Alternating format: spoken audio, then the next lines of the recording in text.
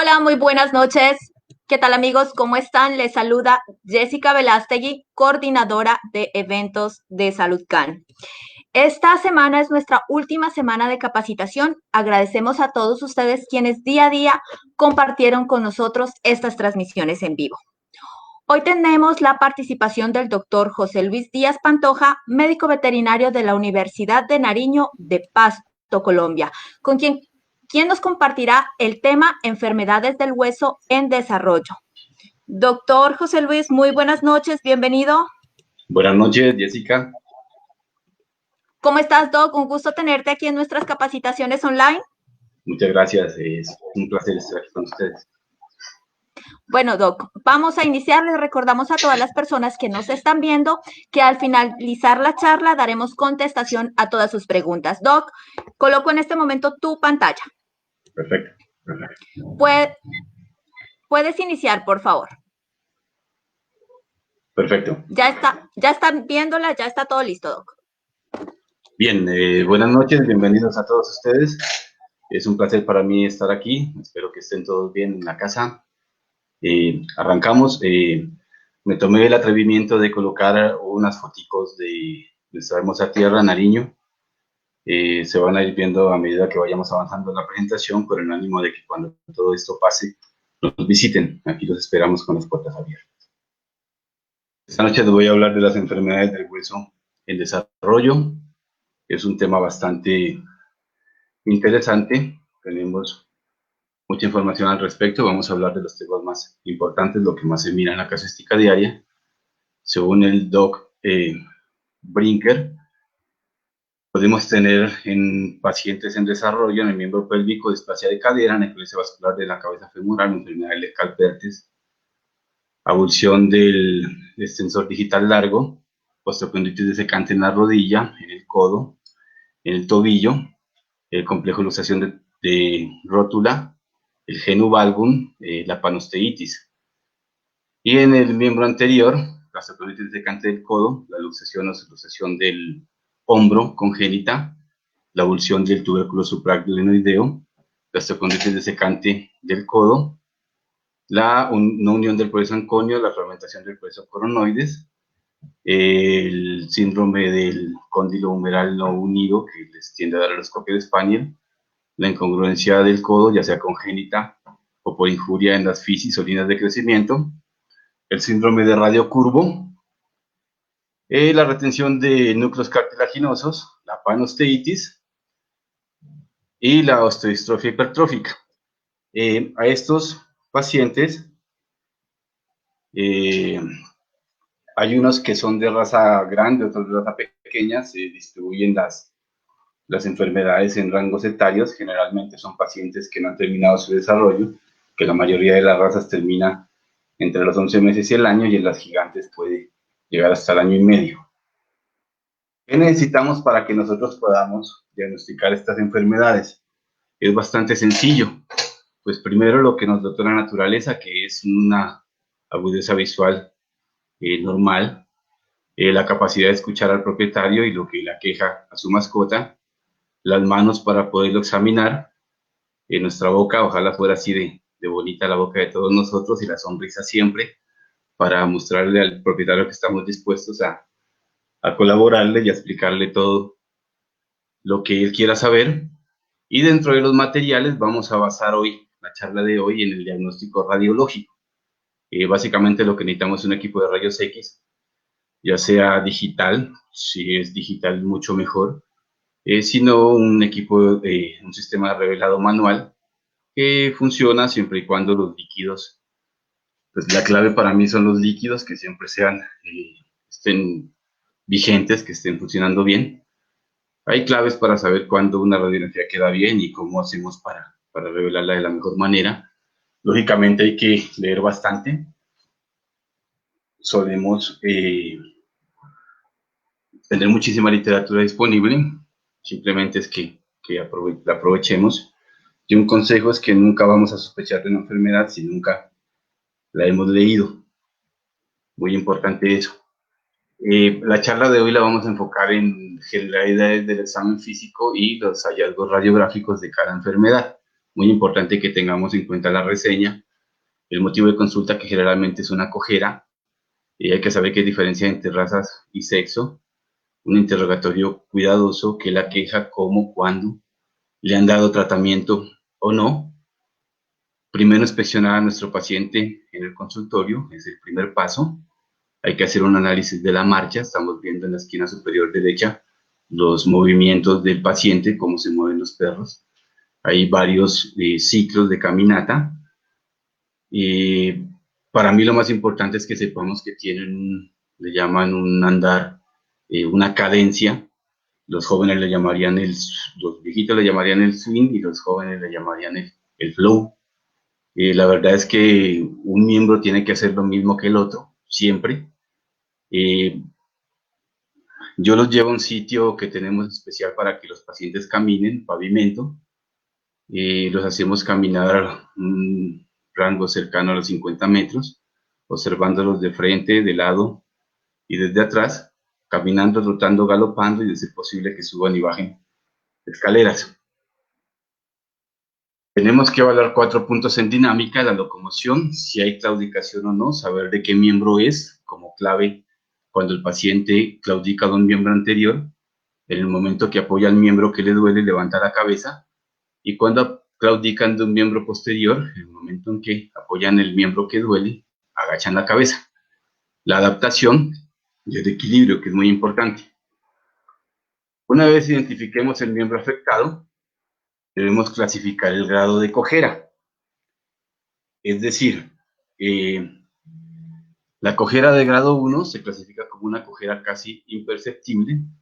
Es difícil de saber si realmente está cojeando o no.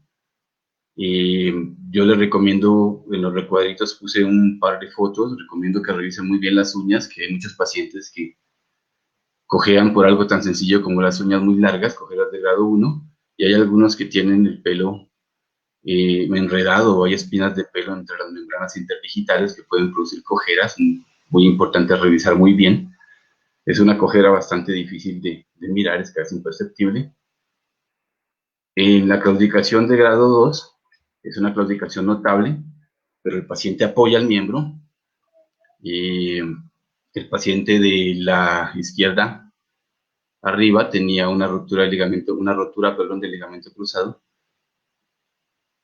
El propietario se había negado a operarlo. El de abajo tenía un problema en el hombro, claudicación del miembro anterior izquierdo. Vamos a ver el caso de él más adelante. Y el de arriba a la derecha tiene un fijador externo posterior a una fractura, y es un pacientico a los 3 días de operado. La cojera o claudicación de grado 4, el paciente no apoya el miembro y lo mantiene siempre flexionado. Esta se da en las fracturas. Y la de grado 3, que es esta, el paciente apoya el miembro afectado solamente cuando necesita equilibrarse. Generalmente lo mantiene levantado o esporádicamente lo levanta y lo apoya, o si no, nosotros podemos levantarle el miembro contralateral y este paciente va a apoyarlo para mantener el equilibrio. En cojera de grado 4 no lo va a apoyar.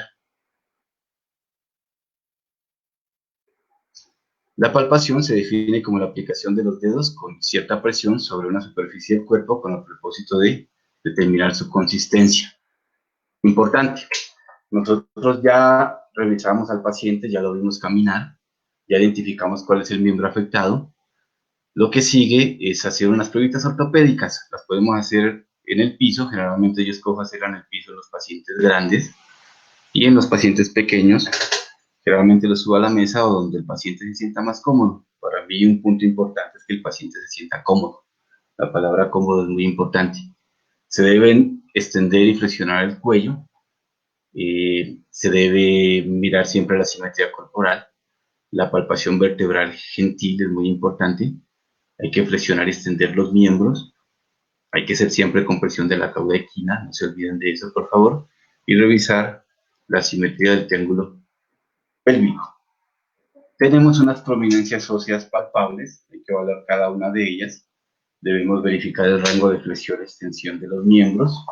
Hay que palpar buscando asimetrías y buscar oligotrofias que nos indicarían un daño en la neurona motora baja. La mayoría de los procedimientos efectuados, cuando la oligotrofia es aguda, generalmente tenemos un daño en la neurona motora baja, porque también pueden haber oligotrofias por problemas crónicos.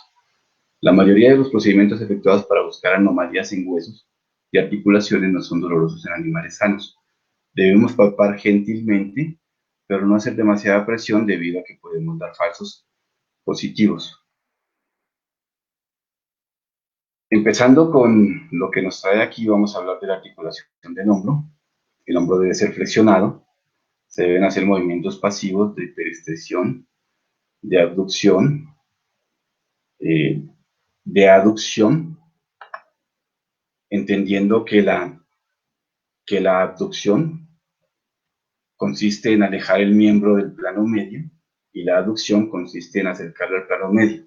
Si al paciente le duele la abducción del hombro, probablemente tengamos un problema neurológico en los miembros de la cadera interna del brazo, o podemos tener un desgarro de los músculos serratos. En cuestión de hiperextensión e hiperflexión del hombro, lo primero que debemos sospechar es una luxación o subluxación del hombro, ya sea congénita o traumática, o debemos sospechar de osteocondritis disecante, que la vamos a hablar más adelante. Una vez que identifiquemos que lo que le molesta a nuestro paciente es el hombro, pasamos a mirarlo, a hacer un estudio radiográfico. Las proyecciones ideales para hacer el estudio radiográfico son la mediolateral o lateral. Punto importante, el miembro que vamos a radiografiar siempre debe estar en contacto con la mesa. No importa si está fracturado, no importa si está doloroso, siempre debe estar en contacto con la mesa. Lo ideal es que cuando hagamos la radiografía, la unión escápulo-humeral quede superpuesta sobre la tráquea. Con eso vamos a utilizar el contraste inherente de la tráquea para aclarar la articulación escapulohumeral. En este caso no se dio. Importantísimo que colimemos solamente el área de interés, no hacer perrografías ni gatografías. La proyección caudocraneal también es importante. Muchas veces el paciente tiene que estar sedado o anestesiado para poder hacer este examen. Colimar muy bien la articulación escapulohumeral. Esto es lo que vamos a obtener de dicha proyección. Yo recomiendo que para mirar el sistema musculoesquelético utilicemos bajos kilovoltajes y altos miliamperajes. El tiempo de exposición siempre tiene que ser el mínimo posible, pero algunas veces podemos jugar con eso. En el hombro podemos encontrar la osteocondritis o la osteocondrosis, que es lo que vamos a hablar en este momento. Tenemos dos imágenes. En la inferior estamos sacando el colgajo de cartílago desprendido de una articulación escapulohumeral. De arriba se la mira en una rodilla. Este es un desorden multifocal del cartílago epifisial o placa de crecimiento de animales jóvenes. Es una enfermedad multifactorial, no se le ha encontrado una causa específica. Se dice que puede ser por trauma, puede ser hereditario, por lo tanto los animales que tengan esto es mejor que no se reproduzcan. Puede ser nutricional o puede ser producto de una isquemia. Tiene varios sinónimos y la van a encontrar en los libros como osteocondritis disecante, osteocondrosis, discondroplasia. Tiene varios sitios de aparición, sobre todo las superficies articulares que cargan peso en animales grandes. Generalmente aparece en el aspecto caudal de la cabeza humeral, en el aspecto distal y medial de la tróquila del húmero, o de los cóndilos del húmero, en los cóndilos lateral y medial del fémur, en los bordes troquiales medial y lateral del astrágalo. También puede aparecer en el calcáneo y también puede aparecer en los sesamoideos, en los sesamoideos distales de los miembros, ya sea metacarpianos o metatarsianos, sobre todo el tercero y el séptimo. Esta es una radiografía del hombro normal, donde los sitios de interés, es el 4, es el borde caudal de la cabeza humeral, que es donde generalmente vamos a encontrar los cambios asociados a osteocondritis disecante. Y el 6, que es el borde del cartílago articular, donde tienden a colocarse o donde tienden a verse los signos de osteoartritis secundarios, al igual que la corredera del tendón bicipital. Aquí podemos encontrar también osteofitos. Esta es una articulación normal, escapulohumeral normal. Y estos son los cambios que encontramos en el paciente con osteocondritis. Y se puede hablar también de una cosa llamada osteocondritis disecante, que es un sinónimo. Cuando el paciente, cuando se produce un levantamiento del cartílago del hueso subcondral, inclusive puede haber parte del hueso subcondral, que es el hueso que está justo debajo del cartílago, involucrado en la enfermedad, y el líquido sinovial se introduce en este fragmento que se suelta, se va a producir como su nombre lo dice, se diseca un pedazo de cartílago y por eso se llama osteocondritis disecante.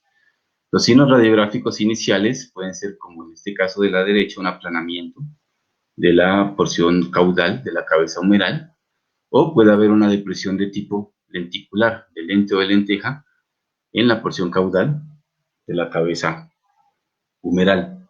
Muy importante, va a haber muchísimo dolor. En este paciente estamos mirando aquí una línea esclerótica que nos indicaría un fragmento de cartílago mineralizado y una depresión de tipo lenticular, además de un aplanamiento de la porción caudal de la cabeza humeral. Con esto podemos sospechar de que el paciente tiene una osteocondritis o una osteocondrosis. Tenemos un caso clínico, es un paciente filabrasilero de 11 meses, 52 kilos, con una cojera crónica de grado 2 del torácico izquierdo, que vieron en el video que les mostré hace un poco. Tuvo unas radiografías tomadas hace 3 meses que mostraban una posible panosteitis. El paciente fue medicado, la panosteitis o la cojera no cedía. Nosotros hicimos estas radiografías encontrándose un aplanamiento de la porción caudal de la cabeza humeral y también encontramos una pequeña zona esclerótica. Vamos a ver un acercamiento, una pequeña zona esclerótica suelta.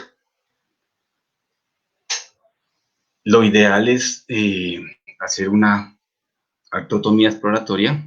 Eso fue lo que hicimos. Si ustedes tienen acceso a artroscopía, es lo ideal hacerlo por artroscopía. Nosotros no la tenemos, por lo tanto se hizo una artrotomía exploratoria, encontrando un pedazo de cartílago articular suelto.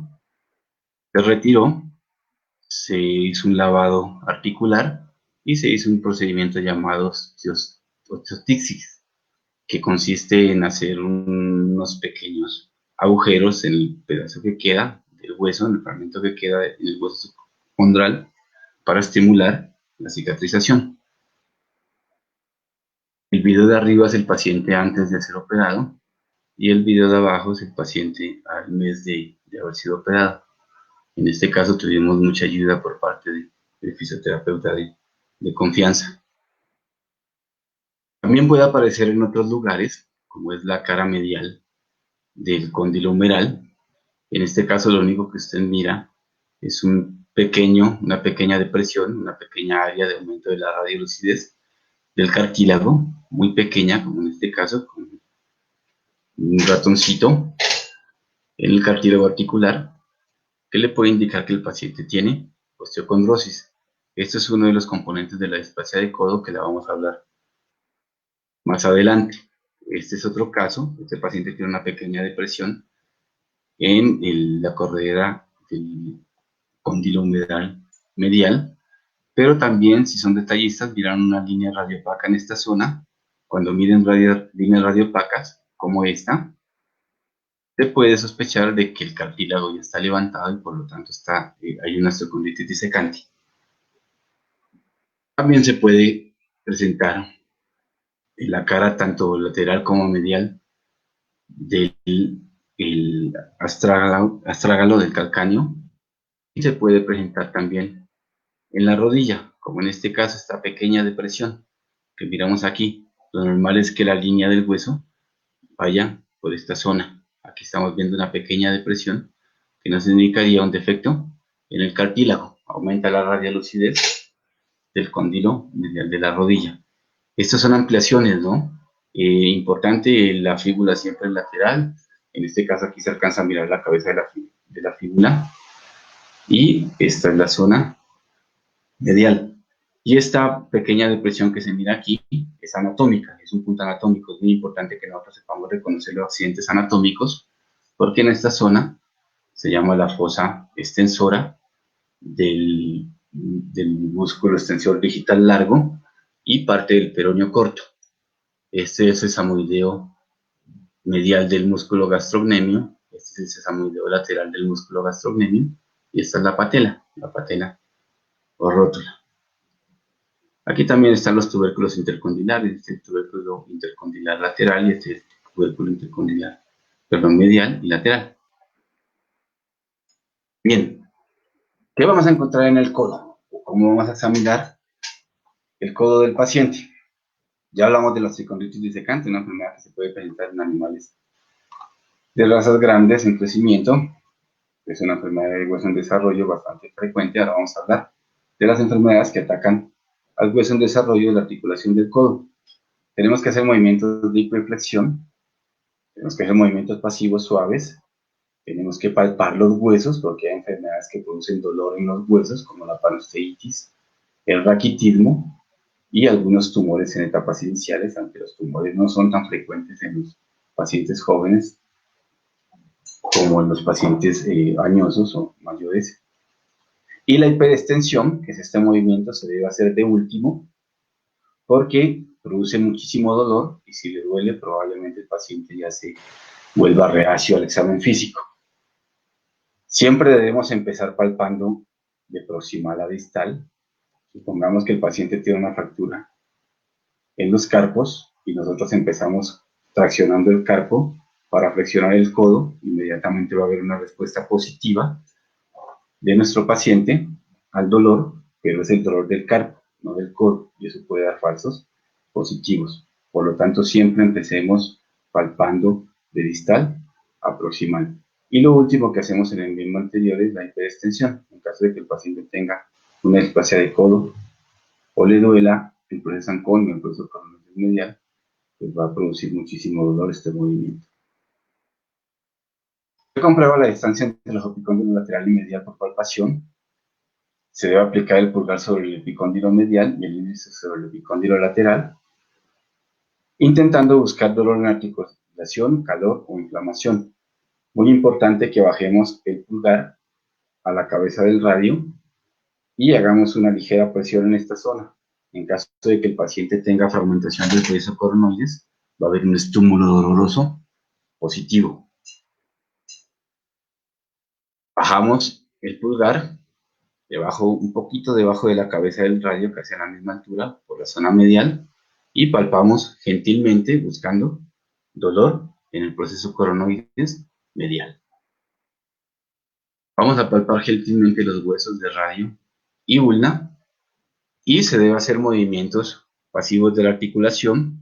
Hay una prueba que se llama la prueba del test de Campbell, que sirve para evaluar la integridad de los ligamentos retinaculares del codo, en el cual se flexiona a 45 grados el codo y a 45 grados el carpo y se hace pronación y supinación. La supinación debe ser de entre 45 y 70 grados y la pronación de entre 20 y 25 grados aproximadamente. Si estos rangos se aumentan, probablemente hay lesión de los ligamentos del codo. Una vez que identifiquemos que el codo duele, vamos a posicionar a nuestro paciente para tomar el estudio radiográfico. Siempre son dos vistas, esa es una norma, siempre son dos vistas, vistas ortogonales a 90 grados. Para posicionarlo de forma correcta, que el miembro quede recto, lo ideal es que el paciente esté sedado, ayudas radiológicas y de posicionamiento, la cabeza debe estar mirando hacia el lado opuesto del miembro que se quiere evaluar, totalmente estirado, y vamos a obtener esta radiografía, esta proyección. Y lo mismo sucede en la proyección lateral. se deben hacer en 3 posiciones. A mí me gustan 3 posiciones, con el codo totalmente flexionado, con el codo en extensión media y con el codo totalmente extendido. Y lo que vamos a obtener es esto. Súper importante que en las radiografías de codo revisemos siempre esta línea craneal. Este triangulito se llama proceso coronoides medial. Es muy importante. Siempre debe estar completo, debe terminar en punta, no debe estar aplanado ni bordes borrosos. Siempre tiene que haber una articulación correcta entre la cabeza del radio y la escotadura semilunar del ulna. No deben haber escalones, es decir, el radio no debe estar más abajo o más arriba, ni el ulna debe estar más arriba o más abajo. Siempre la articulación tiene que formar un semicírculo perfecto. Y no deben haber ni aumentos ni disminuciones en el tamaño del espacio articular, debe ser uniforme. En estas zonas, que es donde inserta la cápsula, no se debe ver formación de hueso nuevo, tampoco en el borde dorsal del proceso anconio, y tampoco se debe ver formación de hueso nuevo en el borde craneal de la cabeza del radio, que es donde se inserta la cápsula. Esta proyección es la que más sirve para mirar casos de proceso anconio no unido. El paciente debe tener el miembro hiperflexionado, debe ser colimado justamente en el codo. Siempre debe haber una marca que te indique si es miembro derecho o izquierdo, se llama la marca principal. Muy importante que tengamos muy bien identificadas nuestras proyecciones. El proceso coronoides medial debe ser totalmente claro y terminar en punta. El borde o la unión entre radio y ulna no debe tener escalones y el semicírculo debe ser un semicírculo perfecto. No deben haber formación de hueso nuevo craneal dorsal, perdón, ni en esta zona, ni en esta zona, ni en esta zona. Súper importante. Y la escotadura semilunar, solamente se debe ver hueso trabecular, no deben haber áreas escleróticas. Eso indicaría que hay procesos degenerativos. Debemos tener a mano, mientras nos vamos acostumbrando a la anatomía, debemos tener a mano un atlas. El libro de Tral tiene un atlas y hay muchos, y a mí me gusta mucho el libro de Tral. Accidentes importantes de esta proyección: el borde craneal del proceso coronoides medial siempre debe terminar en punta. El espacio articular es muy importante. El proceso anconio, muy importante también. La escotadura semilunar y algo otros, ¿no? Este es el borde caudal del proceso del epicóndilo medial. Este es el borde caudal del epicóndilo lateral. Este es el borde craneal del epicóndilo medial. Este es el borde craneal del epicóndilo lateral. Estos son los cóndilos. Esta es la cabeza del radio. Este es el espacio interóseo. Aquí importante que nosotros sepamos reconocer que en esta zona queda el proceso coronoides medial. Este es el epicóndilo medial, el epicóndilo lateral. Esta es la punta del proceso anconio y esta es la fosa supratroclear, la fosa del anconio. Este es el hueso olecrano anconio. Importante. No debe haber unión entre los huesos en la articulación. Los libros estadounidenses le llaman lesión en beso cuando los dos huesos se tocan. No deben haber sitios en los que los huesos se unan. También deben ser los bordes lisos, totalmente regulares. En caso de que ustedes miren una anomalía, sospecharíamos de una osteocondritis o una osteocondrosis, que son sinónimos. Proyección medio-lateral con el miembro en flexión. Borde caudal del epicóndilo medial, proceso coronoides, proceso anconio, importantísimo. Borde craneal del proceso coronoides medial siempre debe terminar en punta, siempre debe ser visto liso. Si se lo ve borroso o aplanado, probablemente esté fragmentado. La porción caudal de la escotadura semilunar debe tener solamente hueso trabecular, como lo vemos aquí. No deben haber áreas escleróticas y, como les decía anteriormente, el semicírculo debe ser un semicírculo perfecto. Bien, vamos a hablar de la displasia de codo. La displasia de codo es una enfermedad que se caracteriza por 4 puntos. El primero es que puede haber incongruencia articular, ya sea que esta incongruencia articular sea genética o sea adquirida. El proceso coronoidal medial generalmente está fragmentado. Hay libros que describen este proceso coronoidal medial fragmentado como un tipo de osteocondritis. Puede haber una unión o debe haber una unión o falta de unión del proceso anconio y osteocondrosis del borde medial, que es más frecuente, o lateral del húmero. Hay razas predispuestas, como siempre y en toda nuestra profesión. En el 2012 se hizo un estudio y se encontró que la primera raza era el Chow Chow. Ya no se ve mucho Chow Chow, por lo menos no en nuestro medio. El Rottweiler también. El pastor alemán, que siempre está por aquí. Me llama la atención que no se miran labradores ni golden retriever, pero nosotros sí los hemos visto. Lo cierto es que si ustedes miran la lista, la mayoría son razas grandes. Es una enfermedad frecuente de razas grandes. Si queremos hablar de displasia de codo, no debemos olvidar el cierre fisiario. El húmero tiene varias fisis o líneas de crecimiento. Tiene la medial y lateral, que se cierran en los cóndilos, que deben cerrar a las 6 semanas. El epicóndilo medial se cierra a los 6 meses. La fisis distal, esta de aquí, se debe cerrar a los 10 meses.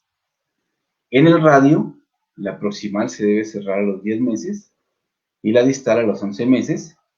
En el ulna importante, el olecrano se debe cerrar a los 8 meses, aquí se inserta el músculo tríceps. El proceso anconio, muy importante, debe estar cerrado a los 5 meses.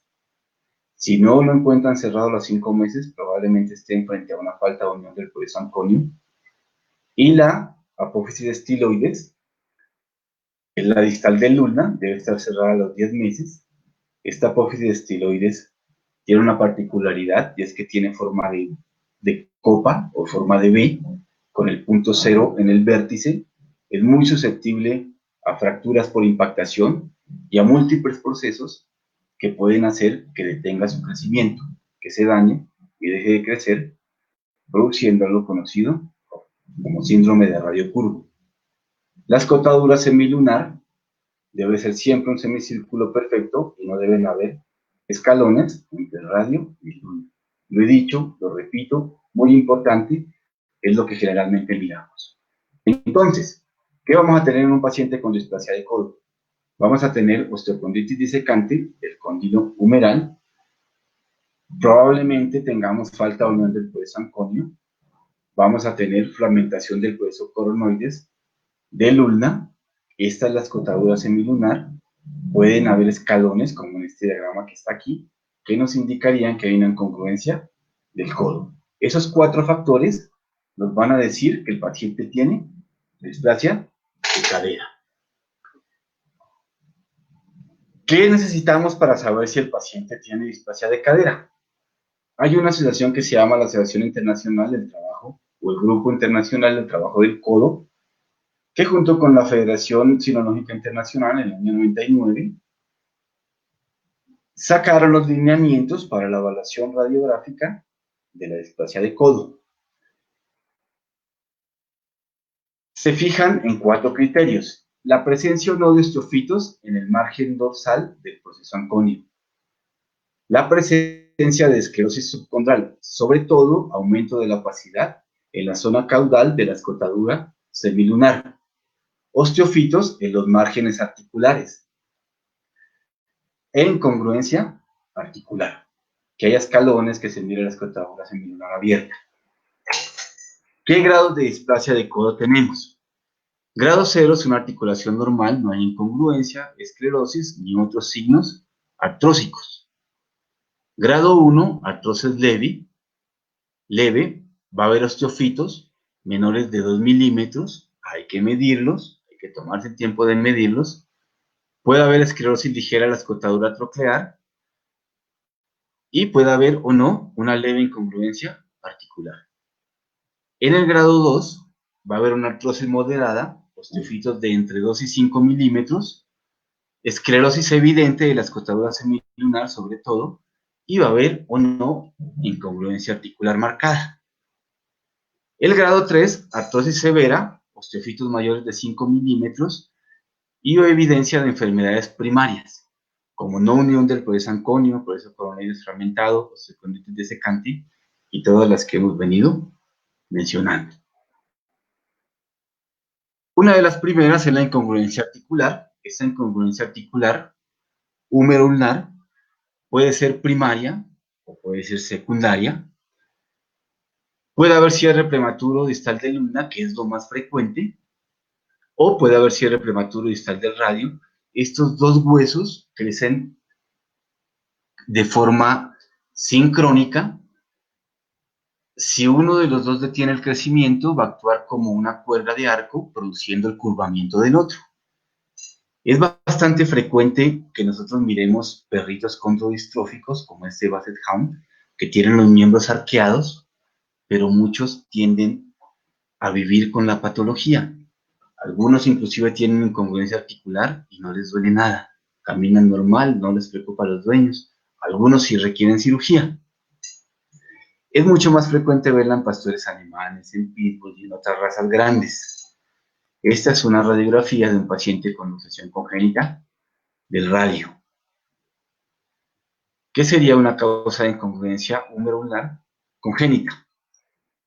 Otra causa de incongruencia húmero-ulnar, en este caso adquirida, sería una enfermedad llamada retención de cartílagos fisiarios. La retención de cartílagos fisiarios también se da en razas medianas a grandes, se caracteriza por una cojera generalmente crónica y se diagnostica por un signo muy importante, que es este signo que le llaman el signo de llama o el signo de candelabro, de candela. Si se dan cuenta, aparece la llama, una llama de un fósforo o de un mechero o de una vela. Hay de diferente intensidad, de diferente tamaño. Aquí está muy grande, muy marcada. Aquí está bastante pequeña. Y esto puede hacer que las células germinales que vieran esta línea de crecimiento distal de luna se mueran y por lo tanto se detenga el crecimiento, produciéndose un arcamiento del radio. Este es un pacientico con un signo de llama mucho más severo, miren hasta dónde viene, sobrepasando la metáfisis del radio. Hay un núcleo retenido en esta zona, la línea de crecimiento distal en el punto cero aparentemente ya se está cerrando, y algo que nos llama la atención y que es clave para diagnosticar la patología de síndrome de radio curvo es que en la zona que está cóncava el hueso se engrosa y en la zona que está convexa el hueso se adelgaza. Súper importante. Y esto corresponde a la ley de Wolff, que fue un señor llamado Julius Wolff, que en el año 1892 dijo que el hueso se remodela de acuerdo a las necesidades. Es decir, que si el paciente está haciendo mayor carga en esta zona, esta corteza se va a engrosar y en el área que no tiene carga o que no necesita hueso, se va a adelgazar. Y esto rige desde ese año. Otra patología que nos puede llevar a cierre prematuro de epífisis distal de luna es la osteodistrofia hipertrófica. Tiene un nombre muy parecido a una cosa que se llama osteopatía pulmonar hipertrófica, pero son diferentes. La segunda le tiende a dar a los animales mayores de edad, que generalmente tienen una patología de base, ya sea una masa o una infección. Se ha descubierto que es multifactorial. En este momento vamos a hablar de la enfermedad del animal joven, o sea, la osteodistrofia hipertrófica. Tiene varios nombres, se llama también escorbuto juvenil. Se pensaba que era por deficiencia de vitamina C, pero hicieron un estudio y descubrieron que muchos pacientes tenían por debajo de lo normal los niveles de vitamina C pero podían asociarlo también al estrés, porque había pacientes que tenían niveles normales y la sufrían. También se llama enfermedad de Barlow, osteopatía metafisiaria o metafisial, u osteodistrofia primaria o secundaria. De razas grandes, hay diferentes grados de cojera y dolor articular, sobre todo en el radio y el ulna. Pueden haber engrosamientos de esa zona y derrames articulares dolorosos. Algunas veces se puede ver en las costillas y un signo clínico importante es que es frecuente la fiebre. La causa es no específica, como les decía, es multifactorial. Y para mí el signo clásico de la enfermedad y el tip para diagnosticarla es que ustedes van a ver una doble fisis. La línea de crecimiento se ve doble. Este es un diagrama vetral donde estamos viendo la línea de crecimiento normal y dorsal a ella estamos viendo otra línea radiolúcida que corresponde a la zona de la osteodistrofia hipertrófica. Aquí estamos viendo el distal de ulna y dorsal a ella, una zona muy clara de osteodistrofia hipertrófica, esto es en los casos agudos. Lo mismo en la imagen del centro, doble línea fisiaria, es casi que patognomónico de esta enfermedad. Y en los casos graves puede haber formación de hueso nuevo. Recuerden que hay varios tipos de formación de hueso nuevo. En este caso se formó hueso nuevo amorfo, lo que le podría hacer sospechar al clínico de un tumor, pero en los tumores generalmente hay cambios entre osteólisis y osteogénesis. Generalmente hay líneas de transición, es decir, hay una zona marcada, bien diferenciada, larga, perdón, más diferenciada entre el hueso sano y el hueso enfermo. En este caso no estamos viendo líneas de transición. Muchas veces en los casos de tumores la corteza está involucrada. En este caso vemos que la corteza está intacta. Si tenemos dudas, lo mejor es hacer una biopsia. Correcto, una biopsia de hueso. Esta es otra imagen donde se mira claramente el signo de doble fisis y está remarcado por las flechas negras. Este es un casito clínico que tuvimos. Yo no quiero empezar a producir aquí controversia ni producir molestias. Este pacientico era un paciente Weimaraner de 7 meses, tenía fiebre, estaba decaído, cojera 2, de grado 2, inapetente, y el antecedente era que el paciente estaba alimentado con dieta BARF.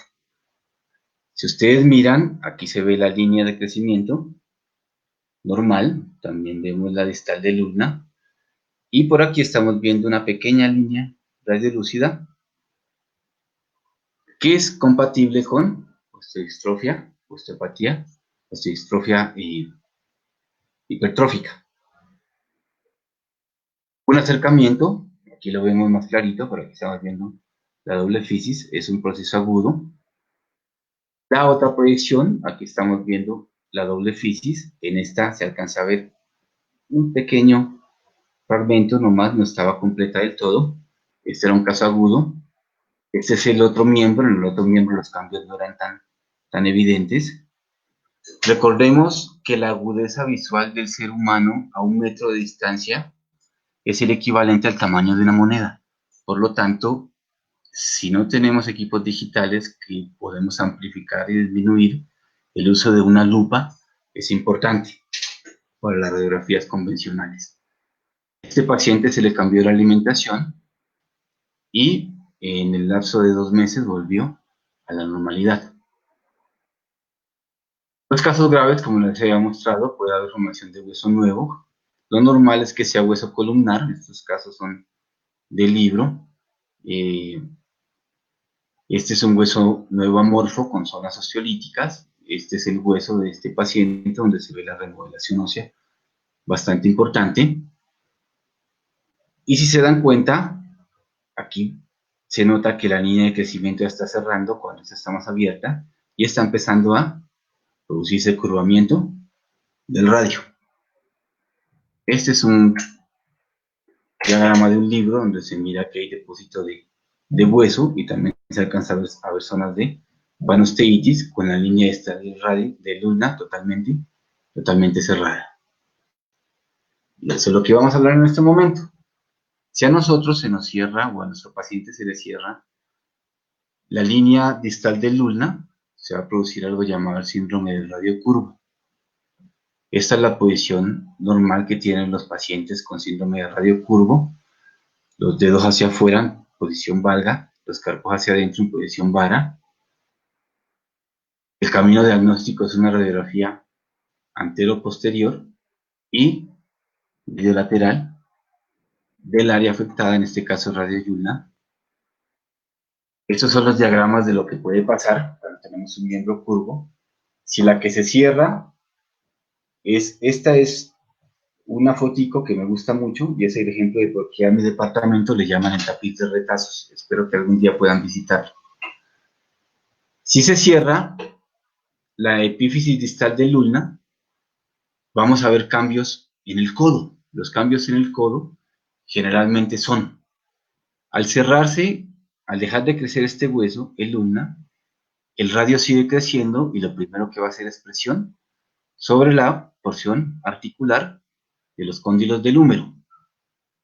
Esta presión va a ser fuerza sobre el proceso anconio y muchas veces impide su unión. O sea que muchos pacientes con cierre prematuro de la fisis distal del ulna pueden tener una unión del proceso anconio.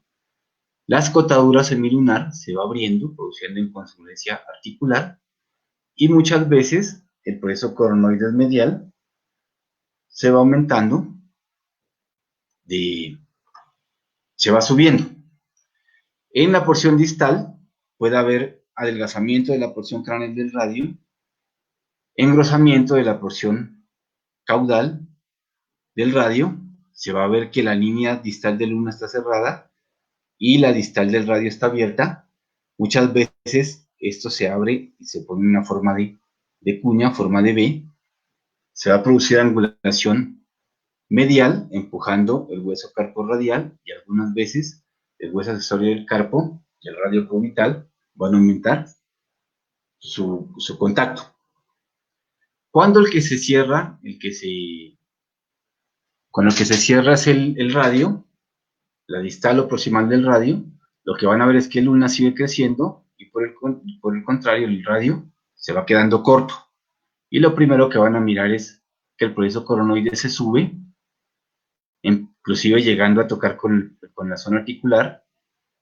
El proceso anconio está por fuera de la articulación, produciendo una gran incongruencia y va a aumentar el espacio articular. Estos son esquemas del síndrome de radio curvo. Son de libro, son importantes para que los miren, que el hueso se va depositando donde se necesita y se adelgaza donde no se necesita. Importante para diagnosticarlo y revisar muy bien las líneas de crecimiento, que ambas estén abiertas. Este es un paciente que nos llegó hace más o menos unos 8 años en la universidad donde dictó mi cátedra. Un paciente Pitbull con síndrome de radio curvo. En ese tiempo no teníamos radiología digital y los líquidos no estaban en el mejor estado, pero este era el resultado. Alcanzamos a mirar engrosamiento de la porción caudal del radio y adelgazamiento de la porción de la corteza craneal del radio. Ya está empezando a haber aumento del tamaño o aplanamiento de la escotadura semilunar. Y este sería el tratamiento quirúrgico.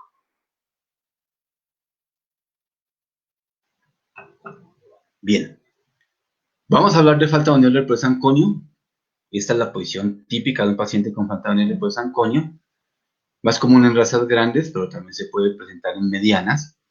La claudicación aumenta con el peso, se da claramente el pico máximo de crecimiento. Son pacientes que tienen mayor problema entre los 5 y los 12 meses, los 9 meses, perdón, que es cuanto más crecen. La claudicación se incrementa con el ejercicio y puede llegar a ser bilateral. La incidencia más utilizada para diagnosticar esa patología es la lateral, con el codo extendido, con el codo flexionado, pero no totalmente flexionado. Volvemos a lo mismo, borde craneal de coronoides medial debe ser siempre visible. Y aquí estamos viendo que no hay una línea que separe el olecranon del proceso anconio. ¿Qué cambios vamos a ver en la falta de del polisanconio? Una línea radiolúcida que separa el olecranon del polisanconio. Van a haber osteofitos o remodelación en la borde dorsal del polisanconio y en el borde dorsal del hueso del olecranon. Y en casos más crónicos vamos a ver formación de hueso nuevo craneal a la cabeza del radio. Esto es un paciente normal, líneas de crecimiento abiertas, polisanconio abierto. Y este es un paciente con el polisanconio abierto, cuando se ve que las otras líneas de crecimiento ya cerraron, esto se llama cicatriz fisiaria, ya empieza y se mira después del año de edad, alcanzamos a mirar ya formación de osteofitos en la zona dorsal, formación de hueso nuevo en la zona dorsal, aún no se mira aquí, y miren el cambio en el hueso trabecular de la corredera o de la escotadura semilunar. En hiperflexión vemos que el polisanconio se quedó anclado en la fosa supratroclear, estamos viendo formación de hueso nuevo dorsal, estamos viendo formación de hueso nuevo cercano a la cabeza del radio y estamos viendo una esclerosis de la escotadura semilunar y estamos viendo un pequeño escalón entre el radio y el ulna, lo mismo en esta proyección de acá abajo. Y esto es en procesos crónicos. Si no se hace nada, el codo terminará irremediablemente en una enfermedad articular degenerativa con grandes osteofitos. Recuerden que los osteofitos se llaman ratones articulares cuando están dentro de la articulación, se llaman osteofitos cuando están cerca de la cápsula y se llaman entesofitos cuando están cerca de un ligamento. En este caso tenemos muchos osteofitos. La fragmentación del proceso coronoides medial va a producir caudecación, el dolor aumenta con el ejercicio.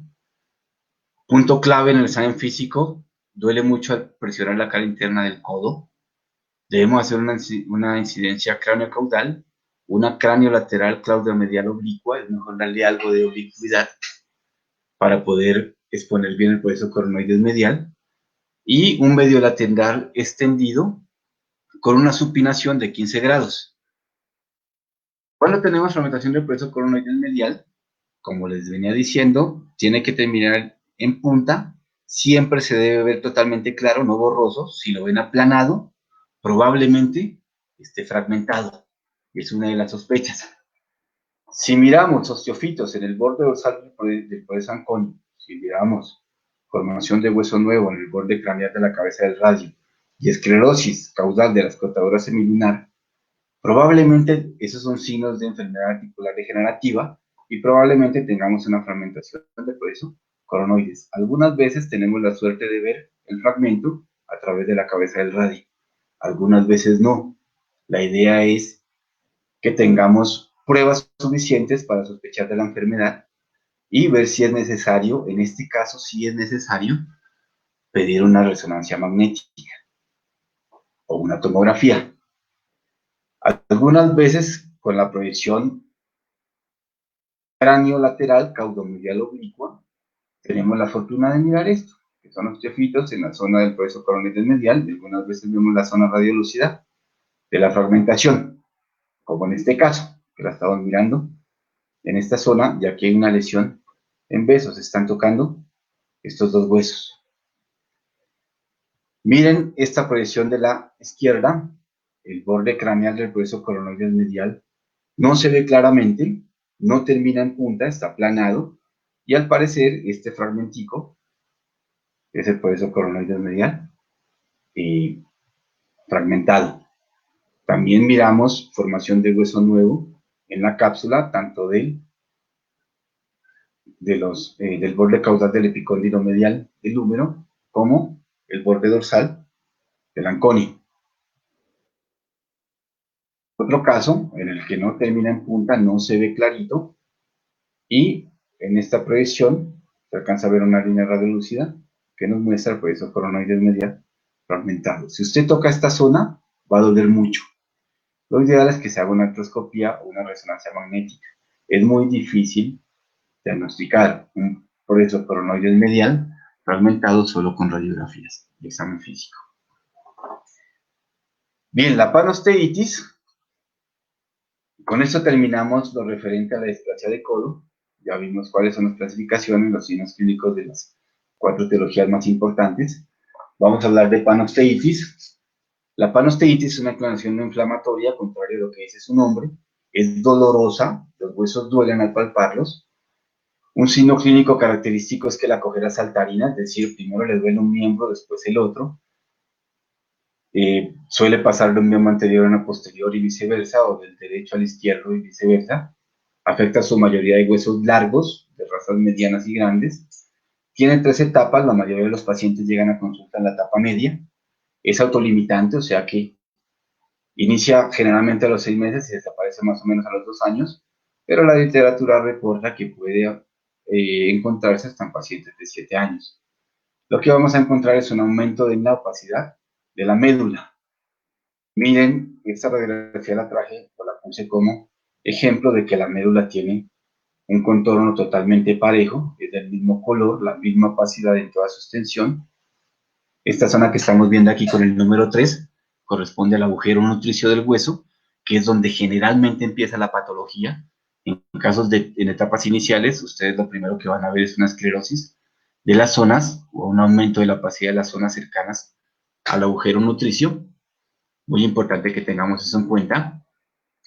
En este caso estamos viendo hueso sano en la metáfisis proximal del ulna y estamos viendo un aumento de la opacidad en la diáfisis media del ulna y un pequeño aumento en la opacidad de las zonas cercanas al agujero nutricio del radio. En este húmero vemos un aumento en la opacidad de la zona medular sin que haya formación de hueso nuevo. En este caso estamos mirando una zona de aumento de la radioopacidad medular de la diáfisis media de este húmero. Aquí estamos viendo otros casos, aumento de la opacidad medular, aumento de la opacidad medular.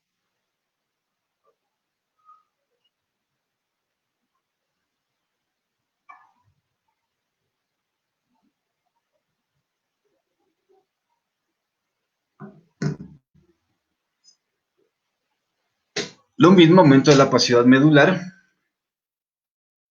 Y también se puede presentar en la tibia, aumentos de la opacidad medular. Este es un caso de un paciente que tuvimos, se llama Lucas, labrador de 1 año, cojera grado 2, una semana de evolución. Lo recibió mi colega, el doctor Alexander Portillo. Miramos un aumento en la opacidad medular tanto en radio como en el ulna. Este paciente también tenía un pequeño aumento de la opacidad medular aquí en la diáfisis media del húmero. Se trató con analgésicos y de una evolución.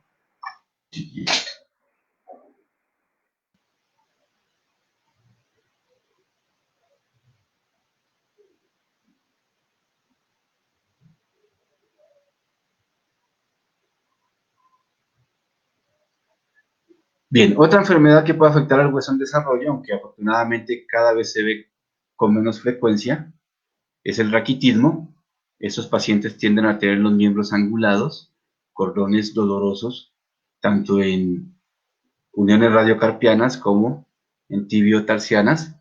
Y cuando tú haces una radiografía, miramos que suele haber opacidades muy parecidas entre el tejido blando y los huesos, algo que te da una certeza de que los huesos están disminuidos en mineralización. Este es el diagrama detrás, donde hay una fractura patológica. Esos huesos pueden ser tan delgados que se fracturan con cualquier golpe. Este es un caso de un paciente de 4 meses. Es una cortesía del doctor Jesús Quiroga de Bogotá del año pasado. Tenía arcamiento de la espalda. Si ustedes ven los huesos y los tejidos blandos tienen una opacidad muy parecida. Lo mismo en los carpos y el arcamiento de la espalda. Este paciente también era alimentado con dieta BARF.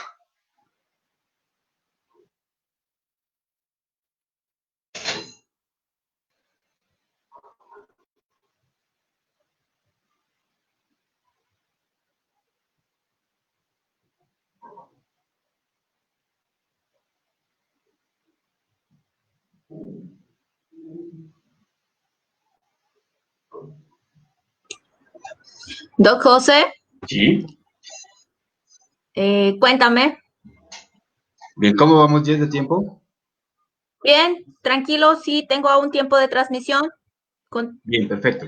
Vamos a ver cadera y creo que terminamos. Ok, Bien.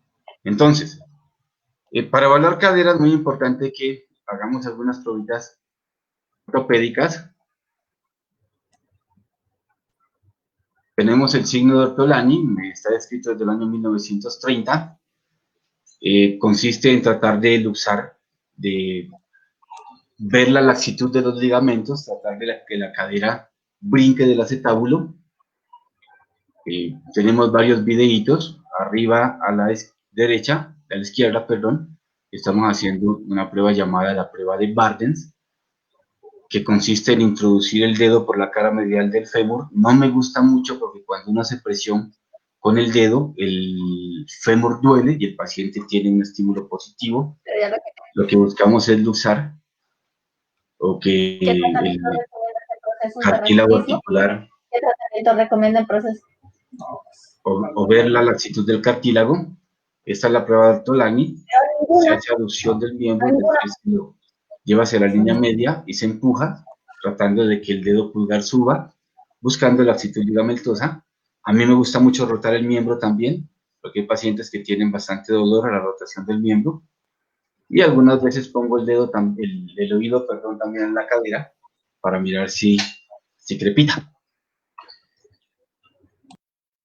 Pasando a la radiología de la displasia, vamos a evaluar tres parámetros muy importantes: la forma y la profundidad del acetábulo, la forma y la posición de la cabeza del fémur, y si hay alteraciones articulares secundarias. Hay varios grados de displasia, esto también está dado por la Organización Sinófila Internacional y por el Grupo de Estudio de Displasia de Cadera. Grado A, cadera normal sin signos radiográficos de displasia. Grado B, forma de transición sospecha de displasia de cadera. Grado C, leves signos radiográficos de displasia. Grado D, moderados signos radiográficos de displasia. Grado E, signos radiográficos de displasia grave.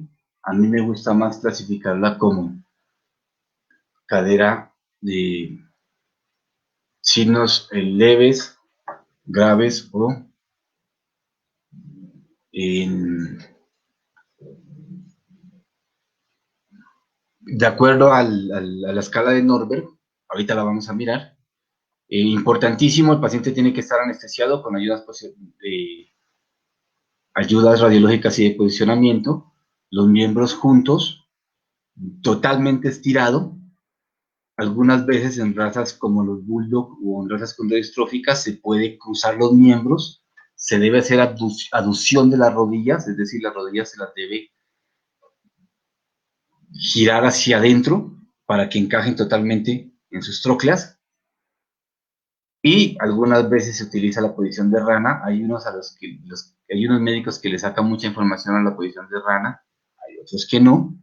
Estos están cursos como todo. Y la lateral, que siempre se debe hacer. A mí me gusta mucho la lateral porque a veces el problema no está en la cadera, sino en la unión lumbosacra. Requisitos de calidad de la radiografía. ¿Cómo sabemos si la radiografía quedó bien y es apta para ser leída? Las apófisis espinosas de L7 y de sacro deben estar centradas y las vértebras alineadas con la sínfisis púbica. Bordes simétricos de las alas del ilion, anchura similar de los cuerpos en el cuerpo del ilion de ambos lados. Borde acetabular dorsal tiene que ser visible a través de la cabeza del fémur, importante. Los agujeros obturadores deben ser simétricos.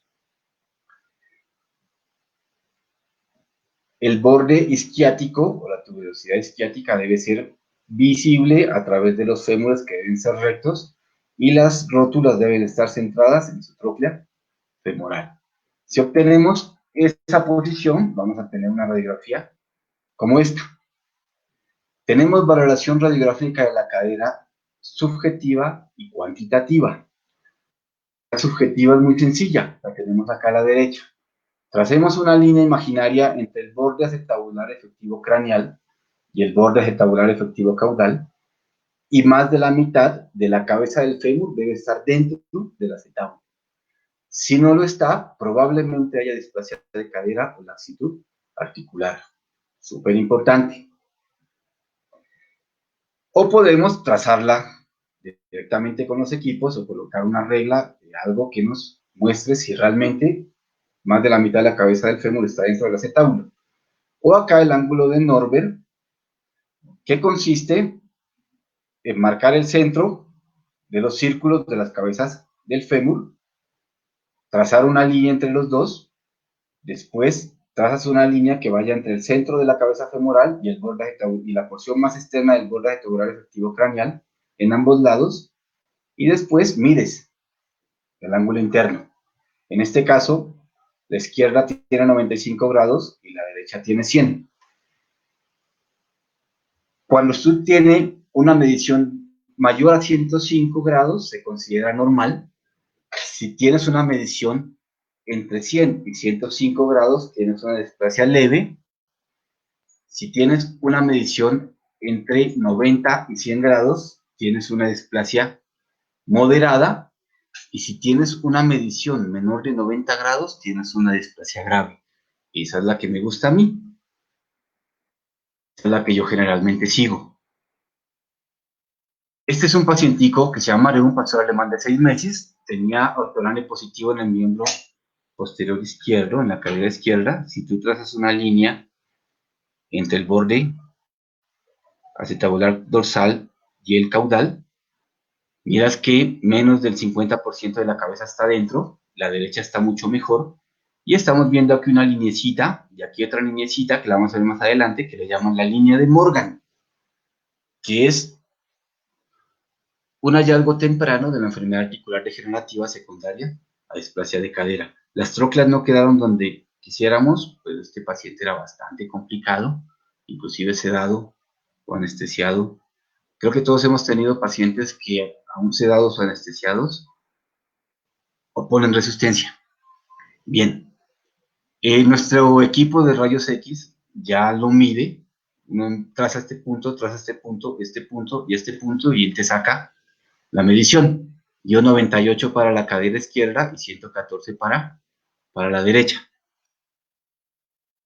Estos son otros casitos, línea imaginaria, y vemos que esos pacientes son displásicos.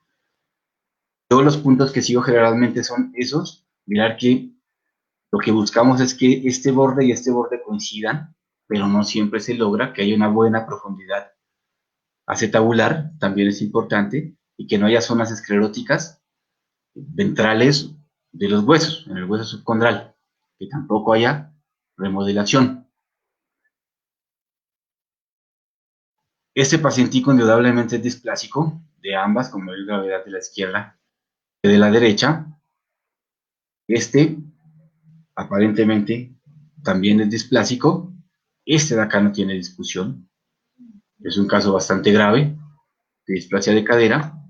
Y este era lo que les mostraba, o lo que les decía, de la famosa línea de Morgan. Es un hallazgo inicial y se llaman osteofitos pericondrales. Están cercanos a la cápsula y es el hallazgo inicial de un paciente con enfermedad articular degenerativa secundaria a displasia de cadera. ¿Qué cambios vamos a tener si no lo corregimos a tiempo? Si no lo tratamos a tiempo. Vamos a tener engrosamiento, aquí se va a formar una cosa que le llaman un cordón de osteofitos pericondrales, engrosamiento y remodelación del cuello, aplanamiento de la cabeza femoral, esclerosis del hueso subcondral que se mira aquí y en esta zona del acetábulo. Puede haber osteofitos en el borde acetabular efectivo craneal y puede haber aplanamiento del acetábulo y de la cabeza femoral. Este paciente, aparte de una enfermedad articular degenerativa secundaria a displasia de cadera, también tenía una gran esclerosis del borde dorsal craneal del sacro, tenía caído el techo del sacro sobre L7 y una espondilosis deformante de grado 4. La espondilosis deformante, pues la mayoría de las veces no produce signos clínicos, por no decir todas. Es muy poco probable que esto le produzca enfermedad realmente al paciente, a no ser que este puente se fracture, que eso sí puede producir mucho dolor. De lo contrario, es muy poco probable que ahí sea la zona de problemas en caso de que sospechemos de una enfermedad medular o un trauma medular. La displasia de cadera es tan frecuente y es tan grave, tan difícil de tratar, que empezaron a buscar formas de diagnosticarla de manera temprana. La Universidad de Pensilvania desarrolló una cosa llamada el índice de extracción de Penhip. Eso es algo que para que nosotros aprendamos a hacerlo debemos irnos allá, hacer un curso, certificarnos y todo lo demás, pero ya lo modificaron. Lo que busca es evaluar el índice de distracción, es decir, se toman radiografías en diferentes posiciones. Este es un artículo muy importante del año 2007, estudio preventivo de la displasia de la cadera en 130 perros, combinando el método Penhip y la sinfisiodesis púbica. Ellos modificaron el índice de distracción de Penhip. Esta es la radiografía en compresión. Se necesita aditamentos de madera para comprimir la pelvis, los miembros totalmente extendidos, rodillas hacia adentro, y se toma una radiografía en esta zona. Después se coloca esto que le llaman el distractor. El distractor deben estar estos rodillos de madera, la madera radiolúcida, ya les había dicho, deben estar acorde o a la altura de las cabezas femorales. Se hace presión y un ayudante estira los miembros buscando que las cabezas femorales salgan del acetábulo. Lo primero que se hace para medir el índice de distracción es un círculo que te muestre la curvatura del acetábulo o que sea congruente o que coincida con la curvatura de los acetábulos, y se le marca el centro, que es este, y aquí es este. Después se hace otro círculo que sea del mismo tamaño de las cabezas femorales y se le marca el centro, que es este, que es este. Después se mide la distancia que hay del centro del círculo acetabular, al centro del círculo de la cabeza femoral. Y después se saca el radio del círculo de la cabeza femoral. Y se divide. Se divide el punto D entre el punto R. Lo normal es que vaya de 0 a 1. Eso es lo que se espera. Cuando tú tienes porcentajes por encima del 70%, hay una probabilidad muy alta de que el paciente desarrolle displasia de cadera. Es decir, es un índice de estación bastante alto y probablemente el paciente va a tener problemas. Si lo tienes entre 50 y 60, probablemente va a desarrollar una displasia de cadera, pero sin cambios degenerativos muy graves. El artículo es muy bueno, lo pueden encontrar en internet o lo puedo compartir si ustedes me escriben a mi WhatsApp. Podemos revisarlo. Este es un diagrama de lo que hace la sinfisiodesis púbica. Lo que se busca es cortar la línea de crecimiento del pubis. Al cortar la línea de crecimiento del pubis, la cadera sigue creciendo hacia los lados, la pelvis sigue creciendo hacia los lados, aumentando la cobertura del acetabular. Esto se debe hacer en pacientes entre 4 y 6 meses máximo, 4 o 5 meses. Es a la Universidad de Nariño, se las presento, donde afortunadamente dicto clase y felizmente dicto clase hace cerca de 18 años. Espero que vengan a visitarle algún día. Esto no va a ser para toda la vida. Bien, vamos a hablar de la enfermedad de Legg-Calvé-Perkins. Tiene varios nombres. Esto fue escrito por Arthur Legg, Jesse Kalb y George C. Perkins hace ya mucho tiempo. Varios nombres, misma situación, generalmente pacientes menores de 6.5 kilos. Se produce una necrosis isquémica de la cabeza femoral de perros miniatura. Se presenta entre los 4 y 11 meses de edad. En los gatos, la irrigación de la cabeza femoral es diferente y se conoce como osteopatía metafisaria femoral felina y tiende a afectar más el cuello que la cabeza femoral. Este es un pacientico chico de 8 meses, cojera grado 3 posterior izquierdo con oligotrofia muscular. Aquí vemos la patica derecha bastante gruesa y la izquierda bastante delgada. Y estamos mirando que la cabeza femoral tiene unos focos de osteólisis. Esta es la proyección lateral que se hace por protocolo. Este es otro pacientico, un poco macho con cojera grado 3 de medio posterior derecho con oligotrofia muscular. Miren el grosor de los tejidos blandos de esta pata y el grosor de los tejidos blandos de esta otra. Y miren que hay aplanamiento, remodelación de la cabeza femoral con zonas osteolíticas, inclusive ya está remodelando el acetábulo. En estos casos tenemos dos opciones: o hacemos ablación de la cabeza femoral, que debe ser justo craneal al tuberocánter mayor y por encima del trocánter menor, sacar cabeza y cuello. En estos casos, pues la cabeza ya está bastante remodelada y bastante dañada. O hacer un reemplazo total de cadera, que no es asequible para muchos de nuestros propietarios. La osteopatía metafisaria femoral felina, la irrigación, como les decía, es diferente al perro. En el perro es más importante la arteria obturadora u obturatriz, que es la que riega la cabeza. En los gatos es mucho más importante las arterias reticulares subsinoviales del cuello femoral. Por lo tanto, cualquier daño o cualquier golpe en esta zona, cualquier isquemia, puede producir un daño en el cuello femoral, no tanto en la cabeza. Hay factores predisponentes y en esto también se va a generar ampolla, gatos castrados antes de los 6 meses, por descenso de la actividad osteogénica inducida por hormonas sexuales. La obesidad también es un factor predisponente. Pueden predisponer a fractura espontánea o una fractura espontánea, perdón, de la fisis de la cabeza. Puede producir una necrosis vascular del cuello, por lo que les decía, las arterias retinaculares. Este es el hallazgo radiográfico y el tratamiento es el mismo. La mayoría de nosotros hacemos artroplastía por excisión de la cabeza y cuello femoral o ablación de la cabeza femoral. La epifisiólisis o fractura espontánea de la cabeza femoral en gatos también se puede dar. Este es un paciente que llegó a consultar con nosotros. Cojera aguda de grado 4 del posterior derecho. Aquí alcanzamos a mirar que está desprendida la cabeza femoral de la fisis. Y en la radiografía lateral se alcanza a ver como si hubiera una luxación coxofemoral. El tratamiento ideal es colocar unos pines que mantengan la cabeza en su sitio, con el riesgo de que se produzca, una consolidación atrófica o una no unión atrófica en forma de centro o de corazón de manzana. Y algunas veces tenemos que terminar en la ablación de la cabeza femoral. Lo cierto es que la mayoría de nosotros debemos propender siempre por no cortar la cabeza femoral. Hay que tratar de mantenerla siempre en su sitio, pero en estos casos pues es bastante complicado. En casos de luxación coxofemoral, sí, lo ideal es que siempre tratemos de utilizar una técnica que la reponga en su sitio.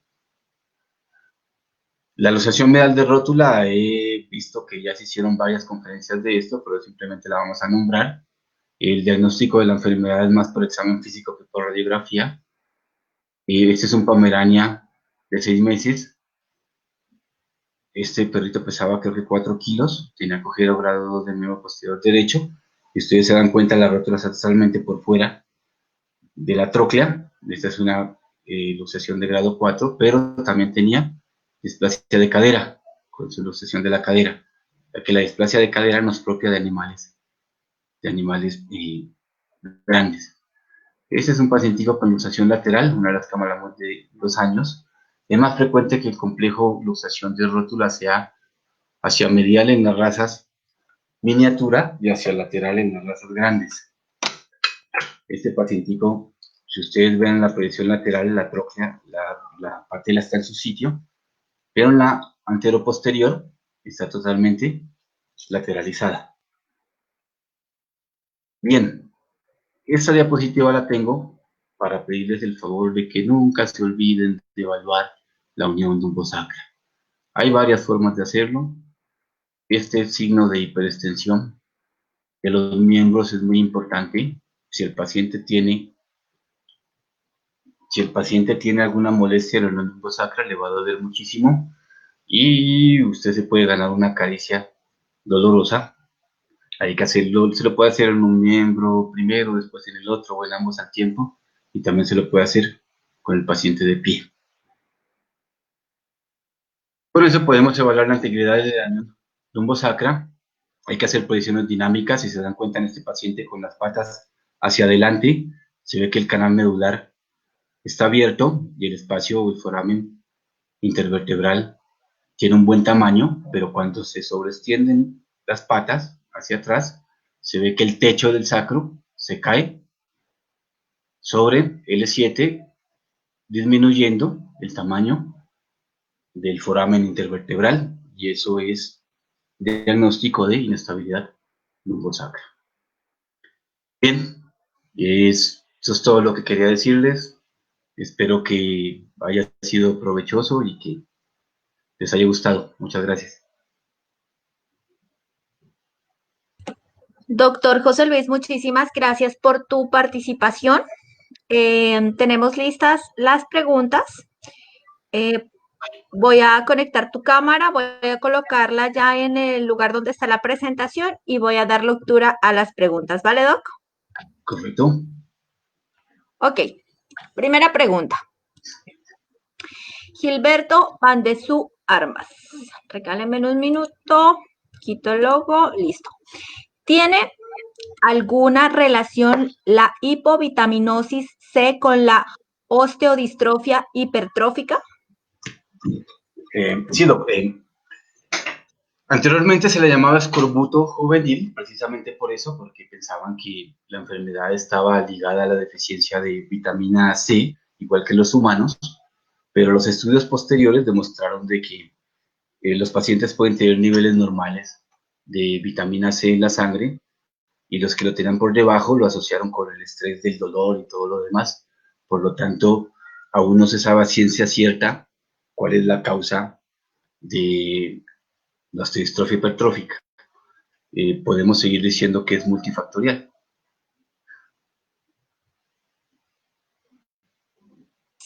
Ok, siguiente pregunta. Luis Monteverde Paucar. ¿Qué tratamiento recomienda en procesos de raquitismo? Viendo el raquitismo. Cuando yo estaba en pregrado nos decían que, o se escuchaba, de que los pacientes raquíticos generalmente tienen deficiencia de calcio. Lo que se ha demostrado, o lo que yo he leído y he podido eh, darme cuenta, es que si tú le das calcio, lo que vas a lograr es que el organismo, por compensar, empiece a sacar fósforo del hueso, y por lo tanto la desmineralización podría llegar a agravarse. Lo que hacemos nosotros es revisar el estado nutricional, evaluamos de que no haya otras enfermedades concomitantes y le damos un concentrado de buena calidad. No voy a decir marcas, pues porque no es el objetivo de la charla, pero simplemente les damos concentrado de cachorro a dosis y frecuencia adecuada. Ok, doctor, gracias. Última pregunta. Gilberto Vandesú Armas.